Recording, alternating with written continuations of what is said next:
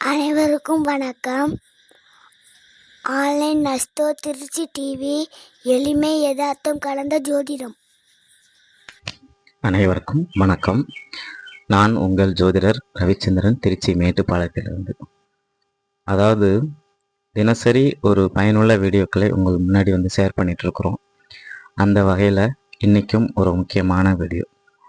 நம்மளுடைய ஜாதகம் இல்லாமல் நம்மளுடைய ராசி லக்னம், ஜாதகம் இல்லாமல்னு சொல்ல முடியாது, நம்மளுடைய ராசி லக்னம் இதை இல்லாமல் ஒரு சில பேர் சொல்லுவாங்க, சார் எனக்கு லக்னம் தெரியல சார், எனக்கு பிறந்த தேதி மட்டும்தான் தெரியும். அவங்களுக்கு ராசி கட்டாயம் தெரியும், ஆனால் லக்னம் தெரியாது. என்ன காரணம்?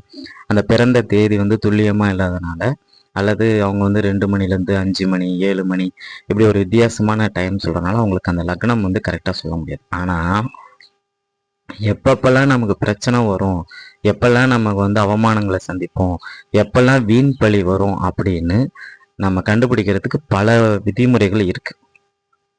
தசா புத்தி ஆந்திரங்களை வச்சு கண்டுபிடிச்சிடலாம், ஓகேங்களா? ஆனால் தசா புத்தி ஆந்திரம் கூட லக்னம் தெரிஞ்சாதான் அதற்கு தகுந்த மாதிரி நம்ம நம்மளை டியூன் பண்ணிக்க முடியும். ஆனால் நமக்கு நிறைய பேருக்கு லக்னம் தெரியாது.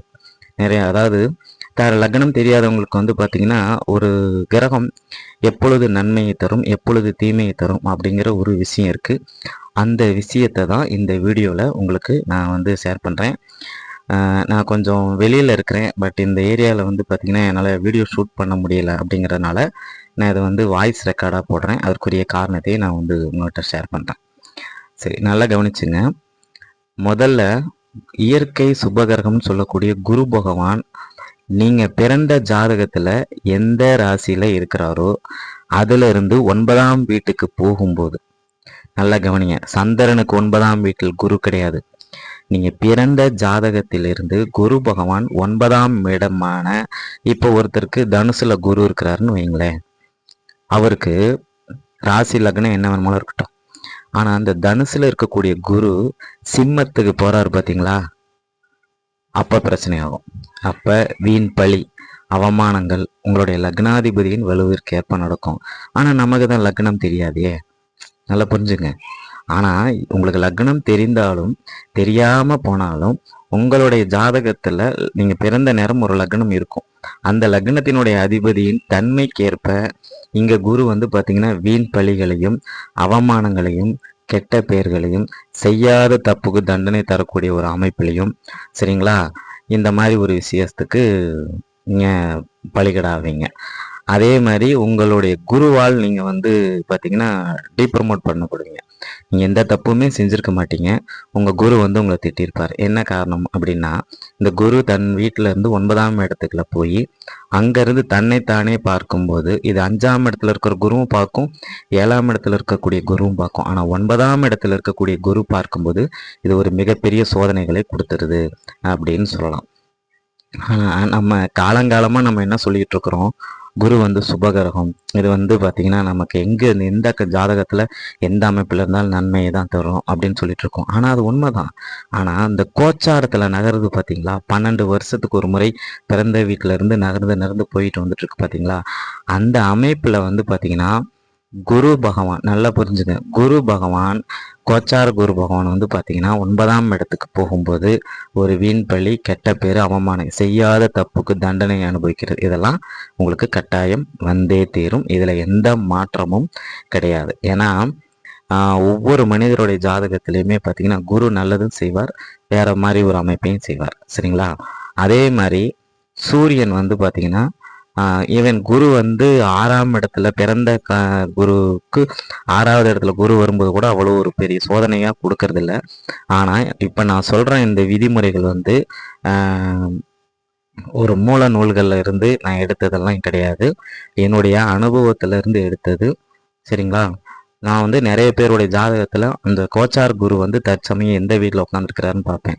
9ஆம் இடத்துல இருந்தால் உங்களுக்கு இந்த மாதிரி ஒரு அவ பேர் கெட்ட பேர் வந்திருக்கும், செய்யாத தப்புக்கு தண்டனை செஞ்சுட்டு இது பண்ணிட்டுருப்பீங்க அப்படின்னு. அதே 10ஆம் இடத்துக்கு போயிடுச்சுன்னு வச்சுங்களேன், நீங்கள் பிறந்த கால குரு 9ஆம் இடத்துலேருந்து 10ஆம் இடத்துக்கு போயிடுச்சு அப்படின்னா உங்களுக்கு பார்த்தீங்கன்னா உங்களை ஒரு அவ பேர் வீண் பழி இதெல்லாம் சுமத்துனாங்க பார்த்தீங்களா, அவங்களுக்கெல்லாம் கட்டாயம் ஒரு ஒரு புரிதல் ஏற்பட்டு உங்களை அவங்க புரிஞ்சுக்கிறதுக்கு வாய்ப்பு இருக்குது. அல்லது அந்த பிரச்சனையிலேருந்து நீங்கள் கொஞ்சம் கொஞ்சமாக வெளியில் வந்துடலாம் அப்படின்னு சொல்லலாம். குரு பகவான் வந்து கோச்சாரத்தில் பிறந்த ஜாதகத்திலேருந்து 9ஆம் இடத்துக்கு போகும்போது கட்டாயம் பாதகம் செய்கிறார். சரி, சூரியன் பிறந்த வீட்டில் நீங்கள் பிறக்கும்போது ஒரு ராசியில் இருப்பார் தெரியுங்களா? அந்த வீட்டிலேருந்து 3, 6, 10, 11 இந்த வீடுகளுக்கு பிரவேசிக்கும் போது நன்மையை தருவார். சரிங்களா? அதே மாதிரி சூரியன் மட்டும் இல்லைங்க, சூரியன், செவ்வாய், சனி, ராகு, கேது இவங்கெல்லாம் இந்த வீட்டில் இருக்கும்போது 3, 6, 10, 11க்கு வரும்போது ஒரு நல்ல பலன்களை தருவார்.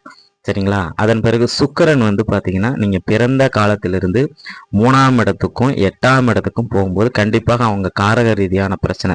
இப்போ சுக்கிரன் வந்து 3, 8ல் மறையுது. இப்போ உதாரணத்துக்கு ஒருத்தவங்களுக்கு வந்து சுக்கிரன் துலாமில் இருக்குது, அவருக்கு வந்து பார்த்தீங்கன்னா தனுசில் வந்து 3ஆம் இடத்துல போய் மறையும். அதே மாதிரி ரிஷபத்தில் போய் 8ஆம் இடமா மறையும். ஓகேங்களா? அப்படி இருக்கும்போது என்ன அர்த்தம்னா இங்கே ஒரு சின்ன ஆறுதல், 8ஆம் இடத்துல ஒரு ஆட்சி பெறதுனால அது ஒரு பெரிய தோஷத்தை ஏற்படுத்தாது. ஆனால் இங்கே வந்து 3ஆம் இடத்துல இருக்கும்போது மனைவிக்கும் நமக்கு கருத்து வேறுபாடு வரும், தாம்பத்தியம் சார்ந்த பிரச்சனை இருக்கும். நல்ல அண்டர்ஸ்டாண்டிங்கான கணவன் மனைவியாக இருப்பாங்க. அந்த நேரத்தில் வந்து பிரச்சனையை வந்து எதிர்கொள்கிற மாதிரி ஒரு சூழ்நிலை அமைஞ்சிடும். சரிங்களா? அந்த 28 நாள் அந்த சுக்கிரன் அந்த வீட்டில் இருக்கிற அந்த காலகட்டத்தில் இந்த மாதிரி பிரச்சனைகள்லாம் கட்டாயம் வரும் அப்படின்னு சொல்லலாம். இது 3, 8ஆம் இடம் தவிர மீதி எந்த இடத்துல சுக்கிரன் இருந்தாலும் கோச்சாரத்தில், ஓகேங்களா, அந்த இடத்துக்கு சுக்கிரன் வரும்போது பார்த்தீங்கன்னா உங்களுக்கு கண்டிப்பாக நல்ல பலன்களை வந்து தரும் அப்படின்னு சொல்லலாம். சந்திரன் வந்து பார்த்தீங்கன்னா தேய்பிரையாக இருந்தாலும் சரி, வளர்பிரையாக இருந்தாலும் சரி, அவர் ஒளியோடு இருக்கும்போது நல்ல பலன்களை தருவார். சந்திராஷ்டம தினத்தில் பௌர்ணமி அன்னைக்கு வந்துச்சுன்னா, இப்போ ஒருத்தர் பங்குனி உத்தரம், ஓகேங்களா, கும்பராசியில் பிறந்திருக்கிறாரு, அவருக்கு வந்து பங்குனி உத்தர அன்னைக்கு உத்தர நட்சத்திர அன்னைக்கு சந்திராஷ்டமம் வருதுன்னா அன்னைக்கு ஒரு பெரிய கஷ்டத்தை ஏற்படுத்தாது. மனசு அன்னைக்கு வந்து சந்திராஷ்டத்துக்கு நேர் எதிர்நிலையில் இருக்கும். இதே அந்த பங்குனி அவர் வந்து உத்தர நட்சத்திரம் புரட்டாசி மாதம் வரக்கூடிய அமாவாசை அன்னைக்கு அவங்க மனசு மிக படாத பாடுபட்டு இருக்கும் அப்படின்னு சொல்லலாம். இது சந்திரனை வச்சு நம்ம சொல்லக்கூடிய பலன்.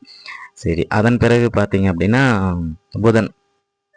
இந்த புதன் மட்டும்தான் சார், அதாவது புதனுக்கு வந்து 1ஆம் இடத்துல, 4ஆம் இடத்துல, 8ஆம் இடத்துல இருக்கும்போது நல்ல பலனை தருவார். சரிங்களா? 1, 5, 9ல் இருக்கும்போது நல்ல பலன் தருவார். 2ஆம் இடத்துல இருக்கும்போது நல்ல பலன் தருவார். 3ஆம் இடத்துல இருக்கும்போது சற்று கொஞ்சம் ஒரு வித்தியாசமான பலனை கொடுப்பாரு. அது கூட ஒரு பெரிய தோஷம் இல்லை. ஆனால் அவருக்கு ரொம்ப ரொம்ப பிடிக்காத இடம் 7ஆம் இடம். இந்த 7ஆம் இடத்துல இருக்கக்கூடிய புதன் கோச்சாரத்தில் உங்கள் பிறந்த காலத்திலேருந்து 6, 8, 12ஆம் இடத்துக்கு போகும்போது, அதுலேயுமே 12ஆம் இடத்தை விட்டுருங்க, 6, 8க்கு போகும்போது ஒரு சோதனையான ஒரு காலம் தருவார். நான் சொல்கிறது தனித்த புதன். இங்கே குருவோட இணைஞ்சிட்டாருன்னு வச்சுங்களேன், 8ஆம் இடத்துக்கு சூரியனோட இணைஞ்சிட்டார் அப்படின்னா 8ஆம் இடத்துல சூரியன் புதன் சேரும்போது அங்கே தற்காலிகமான ஒரு புதன் ஆதித்ய யோகம் ஏற்பட்டு புதனுடைய காரகத்துவங்களால் நன்மை நடக்கும். சரிங்களா நண்பர்களே? கோச்சார கிரகங்கள் மூலியமாக எப்போது நமக்கு அவமானம், வீண் பழி, கெட்ட பேர் வரும் அப்படிங்கிறது இந்த வீடியோ வாயிலாக உங்கள் முன்னாடியே ஷேர் பண்ணியிருக்கேன். வழக்கம் போல் நம்மளுடைய சேனலை புதுசாக பார்க்குறவங்க சப்ஸ்கிரைப் பண்ணிக்கோங்க, பக்கத்தில் இருக்கிற பெல் பட்டனை கிளிக் பண்ணிக்கோங்க. நம்மகிட்ட ஜோதிடம் பார்க்கணும் அப்படின்னா இந்தியாவை சேர்ந்தவர்களாக இருந்தால் 1010 ரூபாய் கட்டணமும், வெளிநாட்டை சேர்ந்தவர்களாக இருந்தால் 3000 ரூபாய் கட்டணத்திலும் ஜோதிடம் பார்க்கப்படும். நீங்கள் பேமெண்ட் பண்ண 24 மணி நேரம், அதிகபட்சம் 48 மணி நேரத்துக்குள்ளார பார்த்து சொல்லப்படும். மேக்ஸிமம் சார் நீங்கள் ஃபோன் பண்ண வேண்டாம், இது என்னுடைய தாழ்மையான வேண்டுகோள். என்ன காரணம்னா நான் ஒரு அப்பாயின்மெண்ட்டில் இருப்பேன், நான் வந்து 2-3 மொபைல் வச்சுருக்கேன், மாற்றி அதிலேருந்து கூப்பிடுவேன். அதனால் உங்களுடைய ஃபோன் எடுக்கலைன்னா அது உங்களுக்கு தர்ம சங்கடம் ஆகக்கூடிய ஒரு சூழ்நிலை இருக்குது. அதனால் வாட்ஸ்அப்பில் நான் ஃபீஸ் சொல்லிட்டேன். இந்தியாவை சேர்ந்தவர்கள் இருந்தால் 1010 ரூபா கட்டணமும், வெளிநாட்டை சார்ந்தவர்களாக இருந்தால் 3000 ரூபாய் கட்டணமும் நீங்கள் வந்து போட்டு, வெளிநாடு சார்ந்தவங்களுக்கு என் அக்கௌண்ட் நம்பர் அவங்க கேட்டால் நான் அனுப்பி வைப்பேன். இந்தியாவை சேர்ந்தவங்களுக்கு நான் பேசிகிட்டு இருக்கிற நீங்கள் வந்து டிஸ்பிளேயில் தெரியக்கூடிய நம்பர் தான் ஜிபே நம்பர். அதில் நீங்கள் வந்து பணம் போட்டிங்க அப்படின்னா உங்களுக்கு அதிகபட்சம் 48 மணி நேரத்துக்குள்ளே ப்ரெடிக்ஷன் சொல்லப்படும் என்று கூறி இந்த அழகான வீடியோ பதிவை இவ்வளோ நேரம் கண்டுகளித்த உங்களது அத்தனை நல்லிதயங்களுக்கும் என்னுடைய நெஞ்சார்ந்த